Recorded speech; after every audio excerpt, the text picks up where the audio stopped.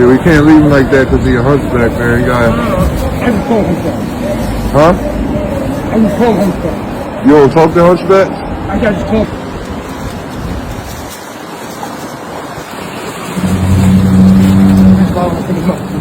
Yeah.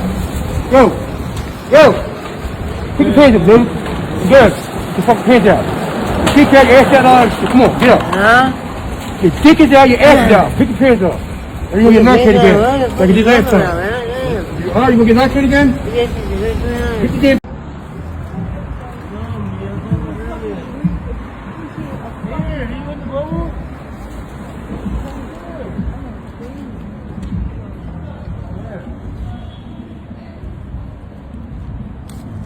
Is my boy alright?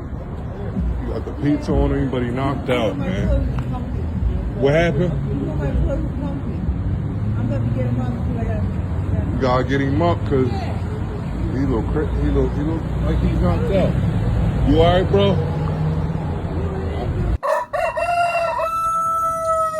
Mesdames, Messieurs, chers compatriotes et toutes celles et ceux qui me font l'honneur de suivre les actions de SOS Cameroun Solidarité par ma voix, je vous dirai jamais assez merci pour ce que vous nous apportez au quotidien. Sans vous, nous ne sommes rien, nous ne serons jamais rien. C'est pour cela que je ne manque aucune occasion, ici comme ailleurs, pour vous renouveler nos remerciements. Merci à toutes et merci à tous. Aujourd'hui est un nouveau jour. J'invite toutes celles et ceux qui ont eu la grâce de Dieu, comme moi, de voir ce jour, de glorifier Dieu et de célébrer la vie. Sans lui, nous ne sommes rien et nous ne serons jamais rien. Je voudrais ici m'adresser à la jeune génération. À la jeune génération. 50 ans en descendant. 45 ans en descendant. 40 ans en descendant. 35 ans, 30 ans, 25 ans, 20 ans en descendant. Aujourd'hui, on trouve même les enfants de 8-10 ans qui sont abusés avec la drogue. On les drogue, on les viole, on les abuse. La vidéo que vous venez de regarder à l'introduction de cette capsule se passe ici, dans certains États aux États-Unis. La drogue, elle détruit. Elle détruit littéralement des personnes, des pères de famille, des mères de famille, de jeunes gens qui peuvent prendre une position courbée, comme celui que vous voyez là. Ils prennent une position courbée comme ça pendant au moins 5 heures de temps. Courbé comme ça 5 heures de temps. Parfois d'autres se retrouvent morts dans la rue. Parce que ils n'ont plus le contrôle de leur corps. C'est la drogue qui contrôle le corps.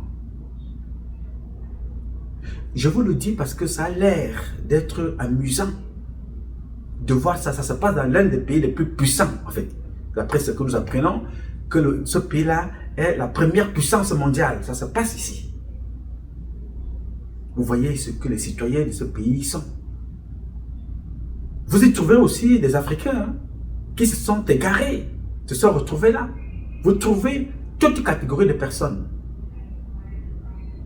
Les Blancs, les Blanches, les Noirs américains, les Noirs africains, les Indiens, les Arabes, tous, toute catégorie de personnes se retrouvent dans cette situation-là. Parce que ces gens-là se sont laissés emporter par la voie de la facilité. Parfois, ils se retrouvent comme ça accompagnés tout simplement parce qu'ils ont été mal accompagnés. Parce qu'ils ont eu de mauvaises compagnies, ils ont été avec une copine, un copain qui de temps en temps prenait, non, prenons, essaye un peu. Tu n'as jamais essayé ça? Non, essaye un peu.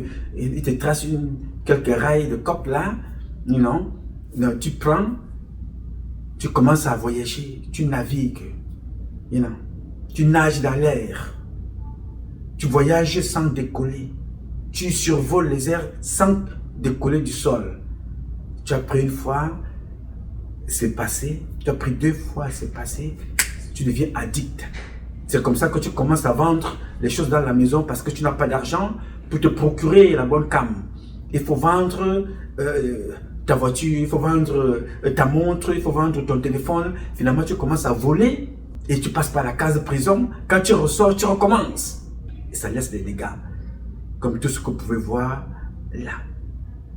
Alors, je vous parle de ça parce que il y a quelques jours, quelques semaines, vous avez vu la saisie d'une cargaison de drogue à Douala. Ceux qui n'ont pas vu ça, je vous invite encore à jeter un coup d'œil, à écouter ce qui s'est passé à Douala. Écoutez et regardez. Nous savons d'où ça vient. Mais le plus important, c'est qu'est-ce qu'on en fait chez nous, c'est ça. C'est la mort qu'on a vue. Hein, quand vous avez plus d'une tonne de tramadol, plus d'une tonne de cocaïne, d'une valeur, nous a-t-on dit, de presque 50 milliards de francs CFA. Vous voyez que c'est des intérêts énormes qui sont en jeu.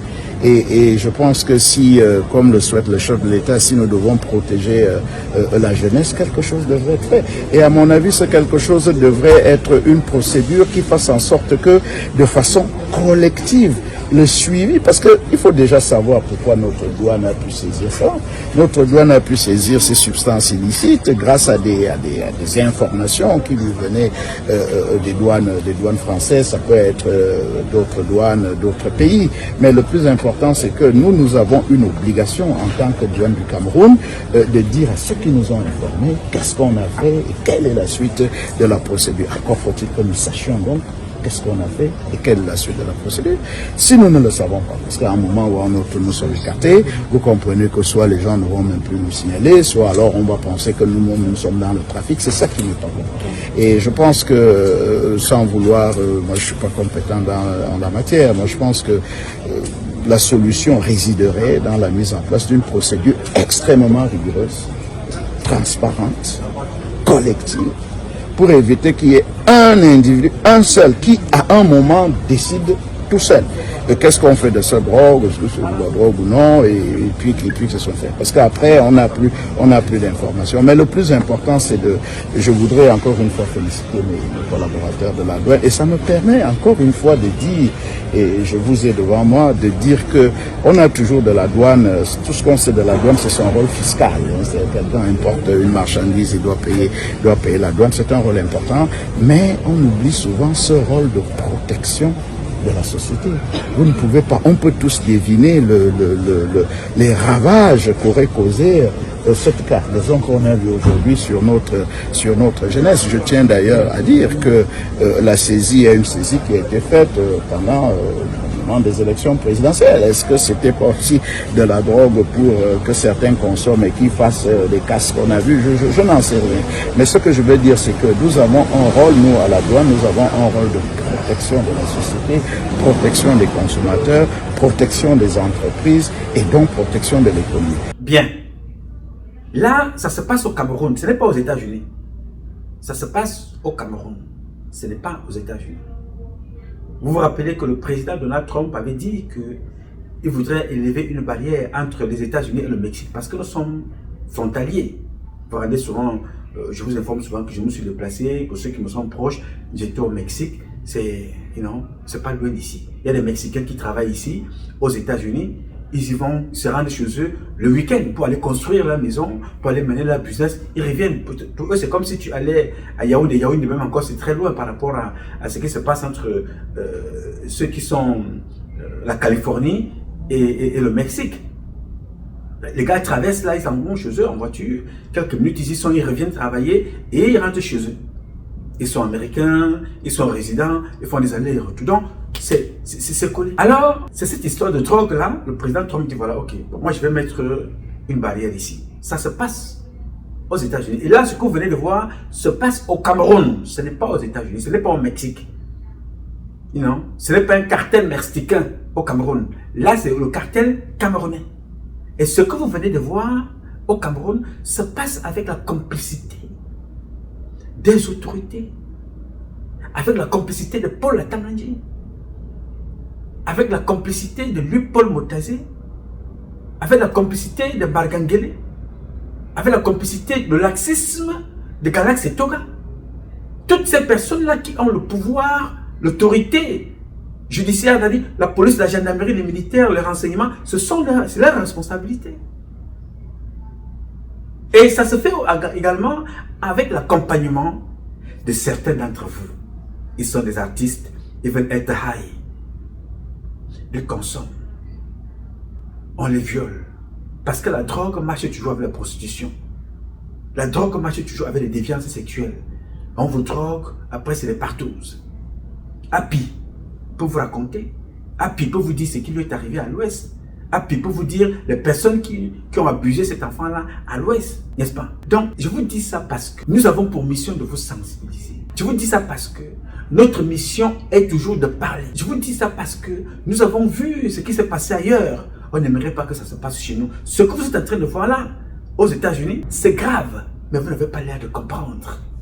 Ces gens qui sont à Yaoundé ne peuvent plus rien. Le pays est bloqué parce qu'ils ne peuvent plus rien. Vous voyez, il y a une image qui s'est passée le 8 mars. Elle a largement circulé et fait la une des réseaux sociaux. Mais la fille du président est venue s'expliquer. Et quand elle vient même s'expliquer, elle nous donne encore raison de ceux qui se sont indignés et confirme donc ce qui s'était dit. Je vais vous donner les deux images, la première et la deuxième. Regardez attentivement la première image. Là, vous voyez la maman de Brenda lui demandant de se lever pour la première fois. Lève-toi, c'est l'hymne national qu'il faut honorer. Elle ne se lève pas. Sa maman lève dans le ton, la tire même pour se dire lève-toi pour honorer l'hymne national. Il y a l'hymne d'un pays, le drapeau de ce pays, les frontières de ce pays et le peuple de ce pays qui constitue un pays. Les frontières, le peuple dans lequel sort un gouvernement, le drapeau, l'hymne de ce pays.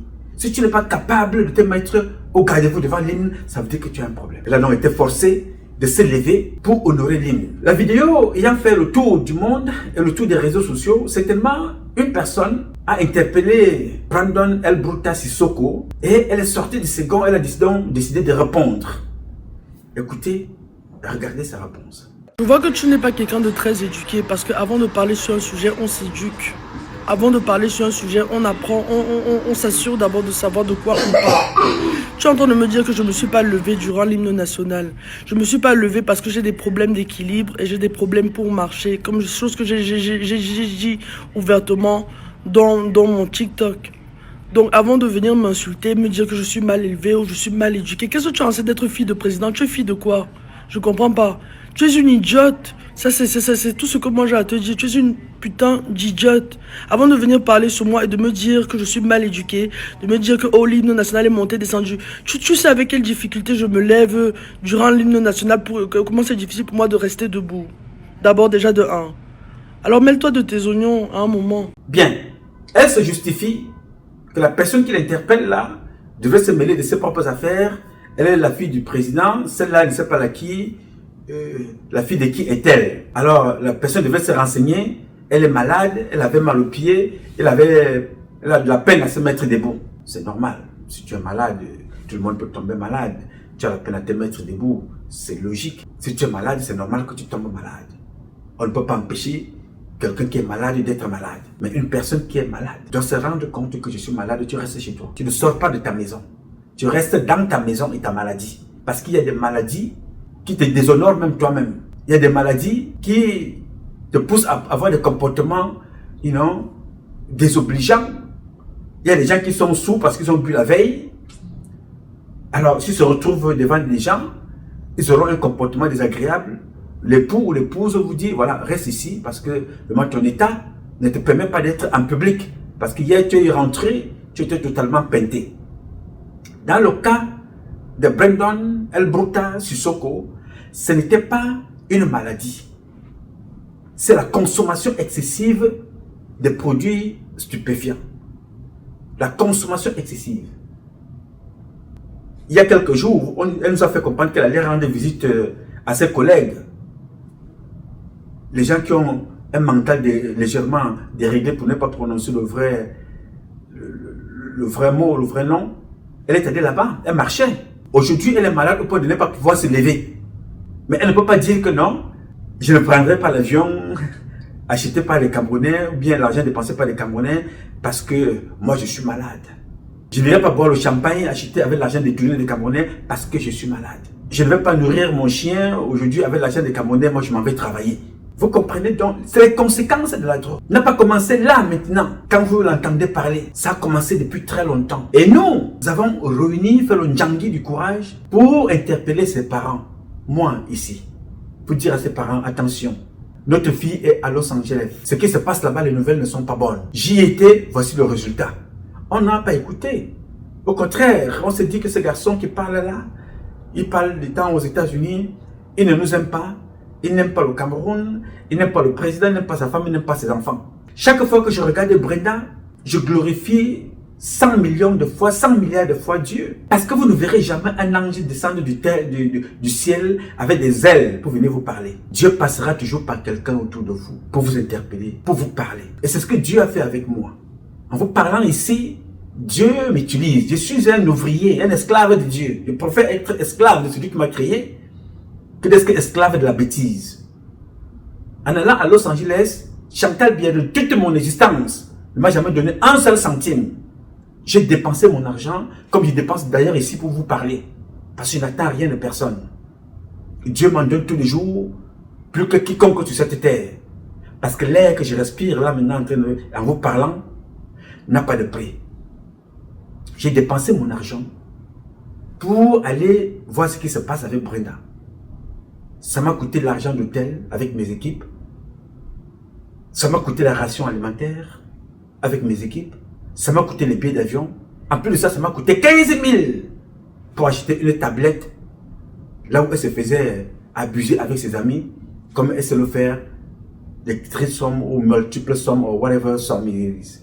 Ce que vous appelez des patous. C'est moi qui ai acheté cette vidéo-là avant que certains d'entre vous ne découvrent, l'homme portique, comme on l'appelait à l'époque, les patous et tout ce que ça comporte. Elle faisait déjà ça depuis à l'époque, quand elle était aux États-Unis. Elle n'avait pas cet âge ici. Et nous, éduqués d'une autre façon, on n'a pas cette éducation-là.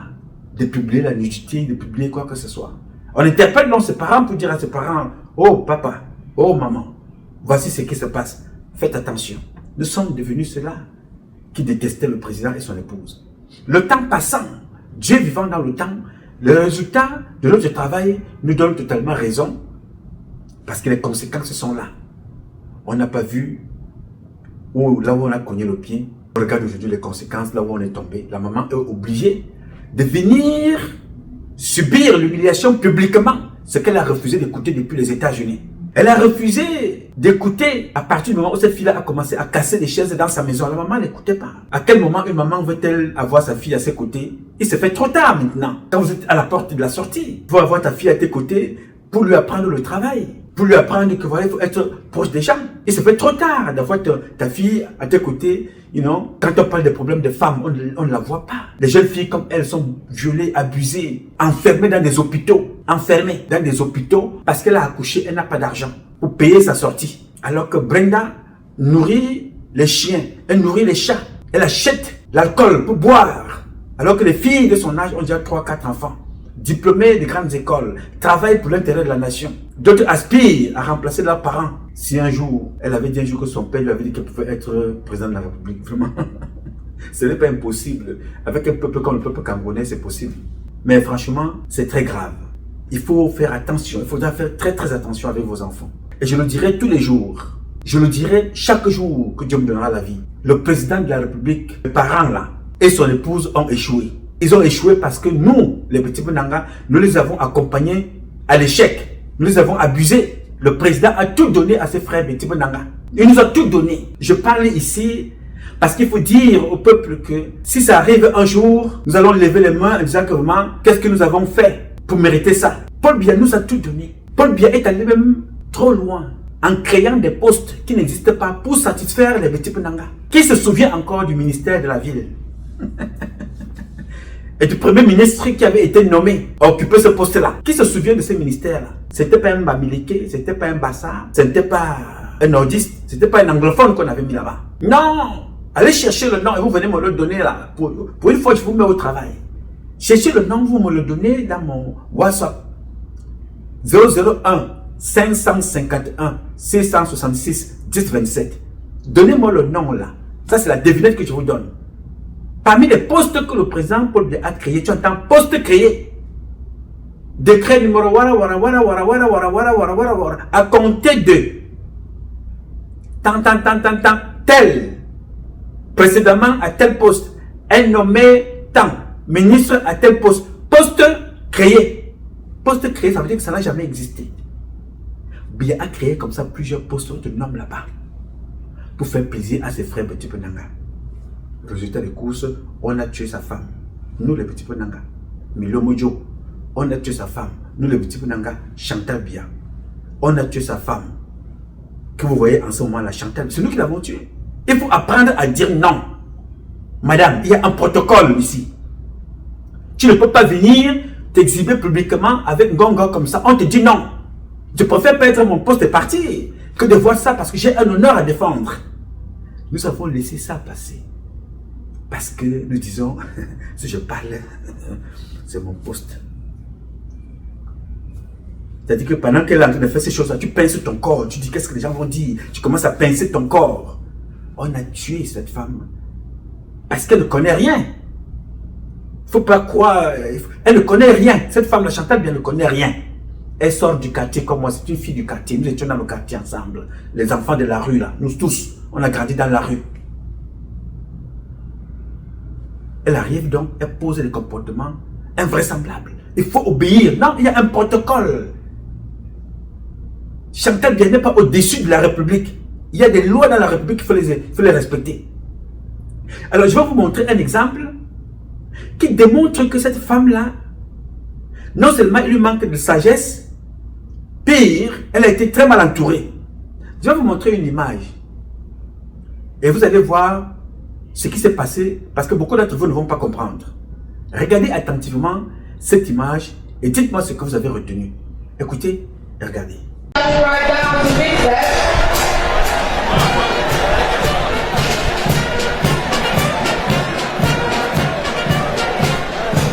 Madame Chantal Biya, sensible au passage de ce taré féminin.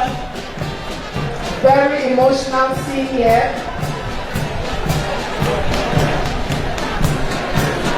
Elles ont surmonté leur handicap. Bien, vous avez regardé cette image, n'est-ce pas? Je suis convaincu que vous n'avez rien compris. Ah oh, je suis convaincu que vous n'avez rien compris de cette image-là. Regardez encore une deuxième fois cette image et que chacun d'entre vous me dise ce qu'il a compris. Parce que c'est quand je vais vous expliquer que vous allez comprendre. Mais pour le moment, la deuxième fois que je vous la montre, vous n'allez pas toujours comprendre. Mais je vous la présente encore. Écoutez et regardez.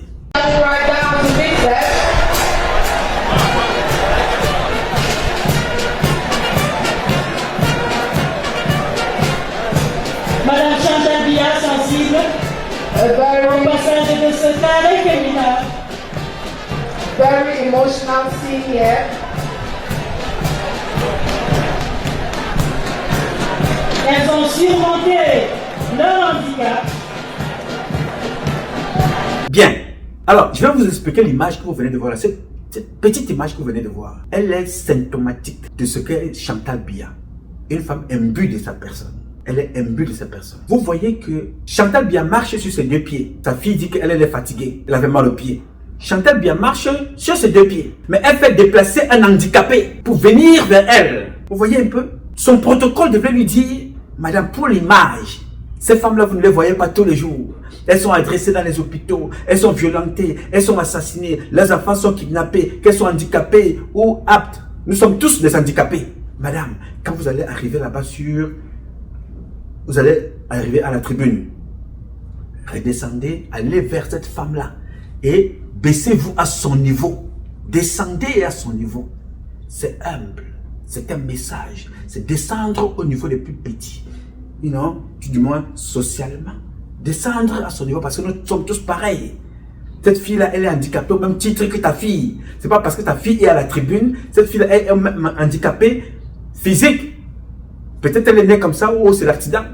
Mais ta fille, c'est toi et la société camerounaise de ceux qui t'entourent qui l'ont transformée comme ça. Alors descends à son niveau, va la voir. Elle n'a pas fait ça. Et le journaliste ou bien la journaliste n'aide même pas, l'enfonce encore. Il faut toujours élever ce qu'il ne faut pas, parce qu'on a peur de dire des choses. Et ça continue dans la bêtise, ça plonge. Ces gens-là vont trop souffrir quand ils ne seront plus aux affaires. Ils vont énormément souffrir. Alors, je vous prends ces exemples-là pour vous dire que voilà ce à quoi nous avons servi Paul Biya. À plus de 90 ans, parce que Paul Biya, de son vrai âge, il a 100 ans. Parce que Paul Biya, tout parent qui a 90 ans au Cameroun, à l'époque, même si on te dit que tu es né à tel endroit, l'acte de naissance était écrit à un moment bien précis. Mais avant ça, il n'y avait pas d'acte. Il fallait mettre la main pour toucher l'autre oreille. Il fallait mettre la main comme ça. Pour toucher ton oreille, pour définir. On imaginait à peu près quel âge tu pouvais avoir. Tu as touché l'oreille, avec les 2 doigts, 3 doigts, la main, tu peux avoir 7 ans. Non, 10 ans. Donc, sur l'âge des billets actuels, ajouté entre 7 et 10 ans, vous comprendrez que ce monsieur-là a dépassé 100 ans. Donc, Biya n'a plus absolument rien à foutre de nous autres. Biya est plus proche maintenant du départ que de l'arrivée. Donc, lui, Paul Motazé, qui passe son temps à endetter le Cameroun sur haute instruction de Biya, Biya n'a rien à cirer. Ce sont ces enfants que vous êtes en train de détruire et qui vont payer. Ils seront des esclaves des Chinois qui vont aller tabasser au Cameroun. Et les enfants de lui, Paul Motazé, ne vont pas vivre longtemps dehors. Que ce soit aux États-Unis, que ce soit en Europe, que ce soit en France, partout. La vie ne sera pas facile même aux États-Unis. Donc vous pouvez voler au maximum, pensant vivre mieux après. Vous n'y arriverez pas. Parce que chaque jour qui passe, les conditions de vie changent.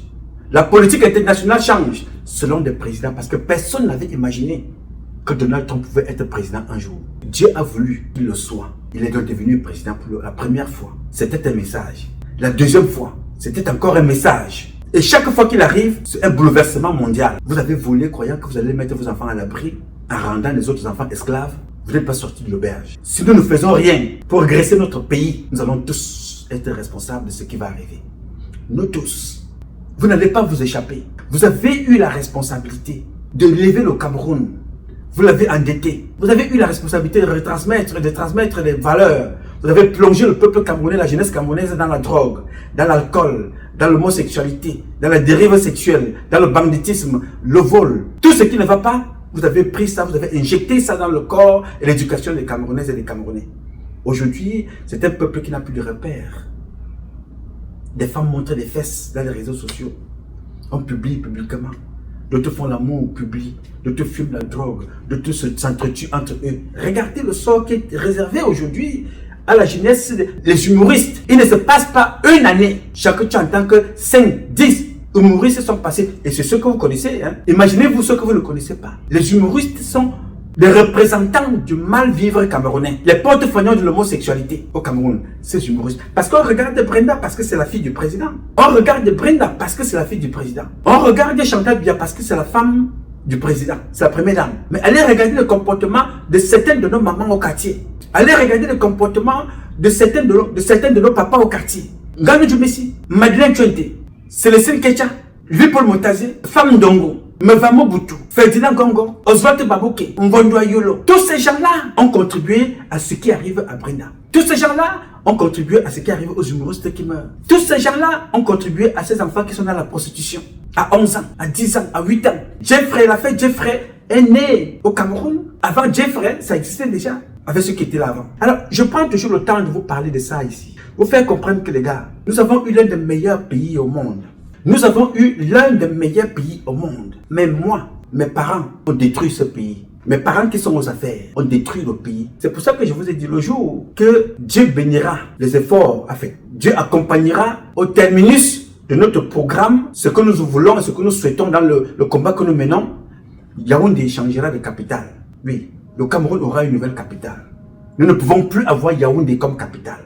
Ceux qui sont à Yaoundé ont fait de Yaoundé une ville des satanistes, une ville des paresseux, une ville souillée, une ville des sodomifiants, une ville des pédés, une ville de tout ce qui est mauvais. Elle n'est plus digne d'être la capitale du Cameroun. Yaoundé n'est plus digne. Et je vous le dis depuis plus de 3 décennies que je parle ici. Que le président qui arrivera à Yaoundé, le prochain président qui arrivera au Cameroun après Biya, sa première mission, c'est de créer une nouvelle capitale. Oui, on va apprendre aux gens normalement à vivre, à accueillir. Parce qu'une capitale, c'est la porte d'entrée d'un pays. La capitale d'un pays. La porte d'entrée. Quand on regarde la capitale d'un pays, on peut imaginer. Quand on regarde l'ambassade d'un pays, on peut imaginer ce que c'est que la capitale. Quand on regarde l'ambassade d'un pays, on peut imaginer ce que c'est que le pays. Quand on côtoie les dirigeants d'une chancellerie camerounaise, on peut imaginer la mentalité des Camerounais au Cameroun. Pour le moment, nous avons 0 sur 20 dans tout au Cameroun. J'ai donc voulu partager ces vidéos de ce qui se passe aux États-Unis en vous disant attention, nous sommes en train d'aller progressivement, en train de rejoindre ce pays-là où les enfants se dopent, meurent dans la rue, d'overdose, de drogue. Les femmes sont dans la rue, c'est-à-dire, plus elles en fait même, elles ne se lavent plus, au point où les mouches viennent se poser sur leur corps parce qu'elles dégagent des odeurs mammophétiquement mammofeux à cause de la drogue. Elles ne savent même pas que l'eau existe. Elle est comme ça abandonnée. D'autres dorment dans des poubelles. On vient les réveiller là à cause de la drogue. Et les dirigeants camerounais sont progressivement en train de laisser ça entrer au Cameroun. Vous avez eu une époque au Cameroun, on vous disait qu'il y a beaucoup de filles, plusieurs filles. Vous avez connu une période au Cameroun, une époque au Cameroun, où il y a certaines influenceuses se déplaçaient seulement en avion. N'est-ce pas? On vous dit que dans telle influenceuse s'est déplacée en avion. Ça faisait la une des journaux, la une des réseaux sociaux. Non, c'était des femmes qui transportaient la drogue. Elles transportaient la drogue. Plusieurs filles vous disent qu'elles sont des influenceuses, elles sont des, elles créent des contenus. Non, elles sont dans la drogue. Plusieurs hommes d'affaires que vous avez vus, plusieurs influenceurs que vous avez vus, leur ascension était, comme un feu de paille. La drogue, ils sont dans la drogue. Pour la plupart d'entre eux, ils sont dans des cercles compliqués. Ils sont dans le sodomifiant. Ils sont dans les crimes. Ils sont dans la vente des ossements humains. Ils sont dans la vente du sang. Comment pouvons-nous avoir tout et réduire notre vie à des comportements comme ça, avec la complicité des membres du gouvernement? Alors la question que je vais te poser, toi, vous avez vu Brenda, c'est la fille d'un chef d'État. Vous avez vu Brenda, sa maman est l'épouse d'un chef d'État. Vous avez vu cette fille-là, elle était belle à l'époque, une fille intelligente, elle parle couramment l'anglais, elle écrit, elle parle le français, elle écrit, elle est belle, elle ne peut rien envier à une fille, mais elle a été détruite avec la complicité de ses propres parents. Ça ne s'est pas passé au Vatican seulement, ça a commencé au Cameroun. Ça ne s'est pas passé au Mexique, ça ne s'est pas passé au Japon, ça s'est passé d'abord au Cameroun. Ma question pour toi est la suivante.